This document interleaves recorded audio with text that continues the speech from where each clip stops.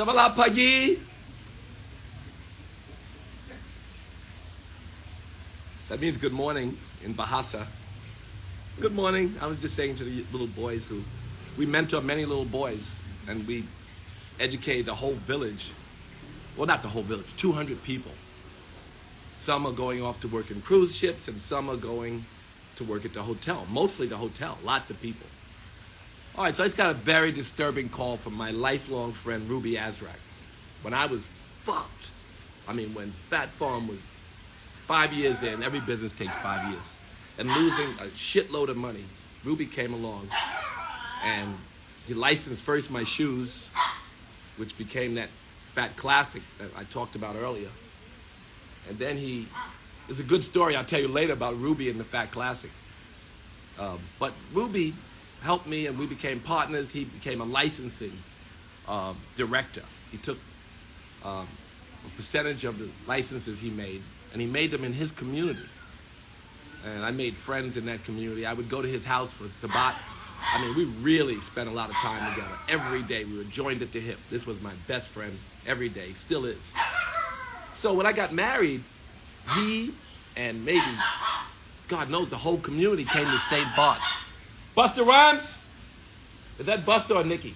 My dogs are Buster Rhymes and Nicki Minaj. Two dogs I saved on the road. Two Bali dogs. Anyway, so Ruby and the whole Syrian Jewish community came to my wedding in St. Bart's. To this year, 20 some odd years later, the entire Syrian community goes to St. Bart's. They get yachts, and so many friends that and people who I love and my kids have grown up with visit St. Bart's every Christmas. When I got married on the 22nd of Christmas. So now I started a tradition in the Jewish community, in the Syrian Jewish community, to visit that island for holiday. But they are my dear friends. I work with all of them, Dr. J's and Jimmy Jazz and SMDs and the bags and the belts and the light and the leather. And so anyway, these are my Jewish partners from the Syrian Jewish community, not from anywhere else, but we're talking about Ruby, who called me. He's like, Russell, you know, sometimes he should be in the house, Shabbat, but Ruby's one of the few who calls me he's been drinking. Why would you go behind a racist, horrible Kanye West after everybody was so happy? My post described first what great friendships and partnerships I had and how empowering my relationship with Jews has been. And this is a love and a respect and a long time friendship and partnership that I've had with the Syrian Jewish community. But I've had that partnership with, obviously, in film and television, not just fashion, film and television and financial services and all those things. So I had that. I still have those friends. Ruby called me, why would you go? And he was so upset. He had been drinking, so upset. All my friends are calling me and say, you're supporting Kanye. This is way bigger than Kanye. This is a discussion that it's unhealthy not to have. You should fuck him where he breathes. That's Ruby's favorite. He always said that. He said that about Solomon Watt. He said it about one of our Syrian partners who was not performing. We were supposed to get our royalty check, and we didn't get him. Probably 7 years into our partnership with this guy, he was really going bankrupt. And Ruby wanted to press the button and bankrupt him. And I said, no, we can't bankrupt him. We love him. We'll figure it out. That person went on to become very successful with us and helped us make a lot of money. So I'm glad we didn't bankrupt him, Ruby. But you remember that, Rube? You wanted to bankrupt, and your father financed them in the beginning when they were trouble 40 years before that, 30 years before that, I think. So anyway, it was business. It was just business, and he wanted to bankrupt them. But we were many partners that Ruby helped me to find and meet, and I moved into that community. Kamora almost wanted to buy a house. They live in Ocean Parkway. I remember we were going to get people to secure because it was so dangerous for them. They were being attacked left and right. So we were getting, believe it or not, Nation of Islam to secure the community, to protect them, because there was a lot of anti-Semitism at one time. So it's my beloved community. So I also get people calling me and saying, why are you protecting the Jews? What the fuck? Don't you realize what they're doing? They have a different perspective, obviously, from Ruby. Ruby feels threatened because of his history. And the blacks feel threatened because of their history. And so dialogue is the key. What I'm protecting is our future as two people who share a common goal and common threats. We're joined at the hips, the black and Jewish communities. White supremacy is bigger than us, much bigger than us. And the threat of going back in the oven or being put back into slavery. Remember, apartheid was yesterday, not something that happened. And so anything in history is possible. The Jews have a great saying, never forget. And so they never forget, and they are threatened. And it's why they're so swift, and we are not, because obviously we've forgotten we don't have culture, religion, God. So we let Kanye get away with things or say things that we don't like. But they're afraid. Their history is very recent. Our history is continuous and recent as well, but theirs is horrific. They have family members. It's like as if you had a family member who was a slave, but they have family members who died during the Holocaust. Deep-seated pain. And so the takedown looks so horrific to the black community. Some people feel between Marcus Garvey and Malcolm X and Martin Luther King and Reverend Jackson and Reverend Sharpton and Tamika Mallory more recently, and and Charlemagne the God, Will Smith, the anti-Semite thing has always been held over the head of people who say things that are in fact anti-Semitic or perceived as such. Most of these people do not hate Jewish people, but they've said things and they've apologized in many cases. I said earlier, I apologized. I said Holocaust once and they were so mad, not they, this group. It was a congressman and he tried to engage the ADL, and I called up my not friend, but foe, but friend and ally in fighting hate was Abe Foxman. I said, Abe, what am I supposed to do about this shit? I only said that 200 billion animals are made to be born into suffering, and that this is destroying the planet, and that each year the quote-unquote Holocaust gets bigger. He said, well, the problem is the word Holocaust so closely associated and is really completely tied to the suffering of people, and it triggers people. It hurts people. I said, okay, apology to anyone who's hurt, because it's never my intention and my word's intention to hurt. And this is why I go to work, and I went to work every day when I was the chairman of the Foundation for Ethnic Understanding for 20 some odd years in fighting hate. And it was at first just black and Jewish, and then it became Muslim and Jewish when we kind of healed the rift between blacks and Jews. So Ruby has gotten some people in his community who cannot believe that I would say we should educate Kanye. We should not make a public spectacle of his takedown. And that in fact we should have the behind the scenes conversation, take him to a Holocaust museum. Black people need to take him to a Black History Museum as well. Some of his statements that have really hurt the black community, he should apologize to them. Some of his apologies have felt to some as disingenuous.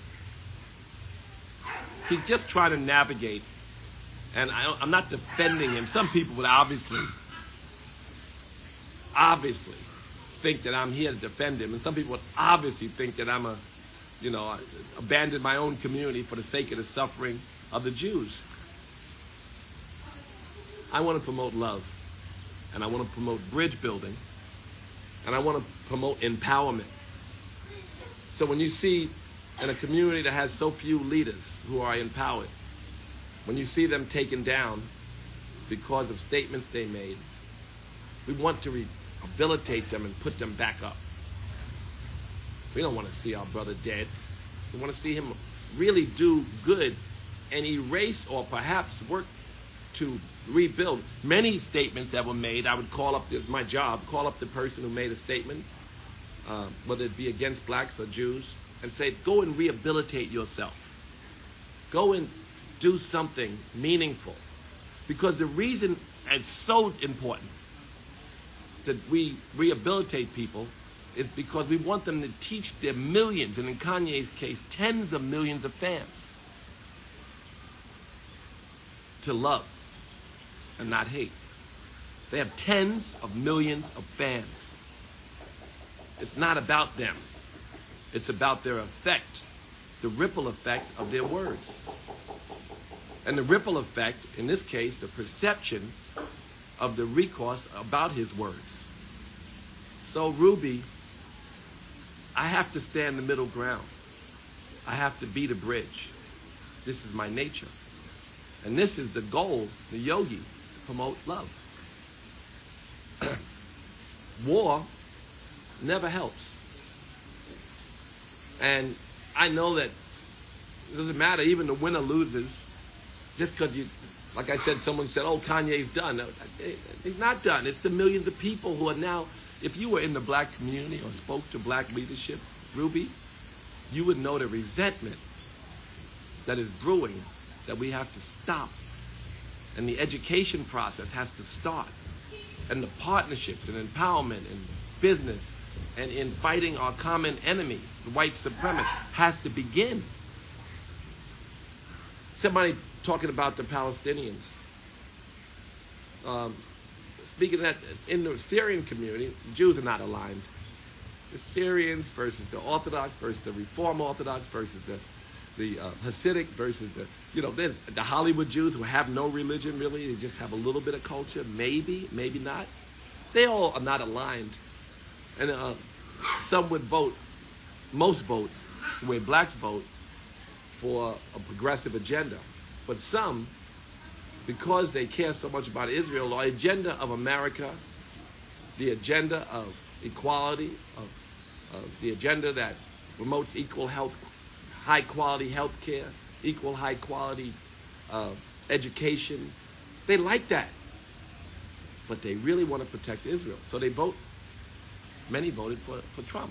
Stanley Cherem was Trump's main supporter. He died. God bless Stanley. He was my friend in children's clothing. I didn't talk about that. Lots of children's licenses as well. So Stanley, who owned Young World, Children's World, and he was a big Trump supporter. He died recently. God bless him. He was so nice. He bought the World Trade. That's how successful he became. And I watched him rise. It's business. And the business of Israel was a priority of the Syrians, but not of the Orthodox, not of some of the Orthodox friends. Everybody was all over the place. So there's no secret room. I tell this to blacks because I keep hearing, they're plotting. They don't plot. They don't even get along. And we don't know each other enough to love each other properly. There is no secret Jewish room. Let me quell that. There is no secret high Jews getting together, organizing to help hurt black people. They're just a people who have a common religion, and they're very threatened by the words, Kanye. They don't want anybody to talk about the nuance, the subtlety of how we can really build a bridge. They just want to protect. It's kind of like Israel. They're scared to death. That's why they do what they do, not because they just want to hurt dark people and because of racism, but because of survival. So I'm not going to be here I cannot change my position or belief, Ruby. I believe we should educate Kanye, not because of Kanye, but hope that he would rehabilitate those people who are saying things who don't have education either. By educating him, we educate, maybe he will say something that's useful in our bigger, much bigger agenda, which is and desired effect, which is to bring people together. So, I can't say what you want, Ruby. You made me miss yoga. Now I got to blow up the yoga balloon.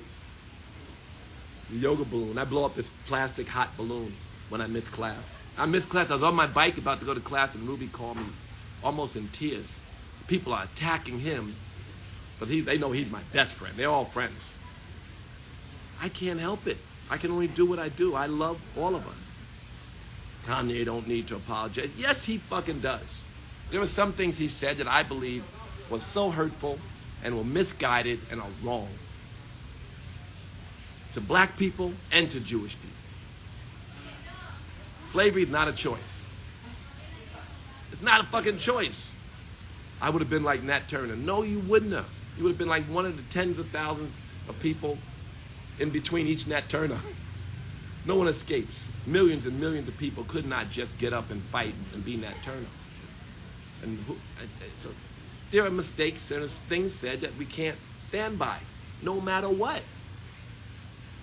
No matter how much we want to defend our brother and want to compare him to other people who may have said things off color and maybe didn't deserve the heavy-handed attack. So Ye's heart, I believe, is one of love. We have to bring that out. Or, like most people are doing, denounce him. I denounce him anyway. Denounce his words more than denounce him. Let's hope that he can undo some of the pain that he's caused. And more importantly, we don't want someone to be wearing a Kanye t-shirt and stab somebody, or somebody to be using his words. Are you a Proud Boy? Because they love you right now. Are you a part of a hate group? Because I just saw something on Twitter that said, fuck the Jews and the niggers. You're on the side of right and goodness. Well, then we do have to abandon you. So, that's it. I'm not swift in my judgment. I'm sorry if I can't do exactly the way my friends in the Jewish community want me to. I can condemn hate. I condemn hate speech every single day. And I want to rehabilitate some people who've made horrible statements all the time. It's what I did for a living for 25 years. But I have to walk the middle ground because that's what God is calling me to do. You know, so that's it. People who can't see what's wrong about Kanye, and people who can't see why so much pain is in the black community. I can't appease you all. This world is polarized. Yes, we love our brother. Ye is our family. Jews are not our friends. Well, that's not true, not to me. They don't control the media, not together. I'm looking at this. There's so many hateful statements on both sides. And so many angry and people who experience the pain. We don't want to turn into a society where they've divided us and can easily attack both of us. We want to work together. We want to work with the ADL and with the Foundation for Ethnic Understanding, which I helped to start, and with all those foundations, the NAACP and the ADL have worked together, do work together. We have a common enemy in white supremacy. So, that's it. Ruby, again, I'm sorry you're so hurt and hurting because I said those things, but I stand by my opinion that it's better to speak to leaders and celebrities behind the scenes. Ask them, how can we fix this? How can we work together? And ask them not to spread, because when their words are taken out of context, which the media is very good at doing, then they gain Trump. When I said publicly, Donald, the things you're saying are so hurtful. I know you. All your friends are black and Jewish. Why would you say things that hurt Jews and hurt blacks? Why would you do that? And then none of his black friends wanted to call him and correct him. All his Jewish friends, or most all, very upset. And then he just had a bunch of new friends. His new friends were the Proud Boys. His new friends are hate groups. He's a little bit of a narcissist, Donald Trump. So whoever loves him, he loves them. I wonder if they know anybody else like that. So that's it. Ruby, I'm sorry you're in pain. I love you. I hope that all the people who think that I am standing on one side or the other will understand that this is my heart. I can't back down. I ain't no punk. I say what's in my heart. And I say what I really believe is that we have to band together for black empowerment, for the protection of our Jewish partners, for all the things that we believe are righteous and good. And we have to navigate our way to the best path. And the path is dialogue and reconciliation and growth. So that's it. That's the real, that's all I can give you. And Stanley Chira, I mentioned, God bless you. To all my family in the Syrian community, very, very strict religious community, very, very supportive of the black community in many ways, and very, very hurt from the past, very hurt and very threatened by the present and afraid of the future. I do love you, and I can see things that you cannot see. Is why I don't make the statements the way you'd like to see them. And to my black brothers and sisters, I've seen the truth. In my eyes, the truth is that we have a common destiny and a common good that we have to work on together. And we share common enemies. And we should be working with our brothers and sisters in the Jewish community to build a better future. Namaste, yogis. That's it.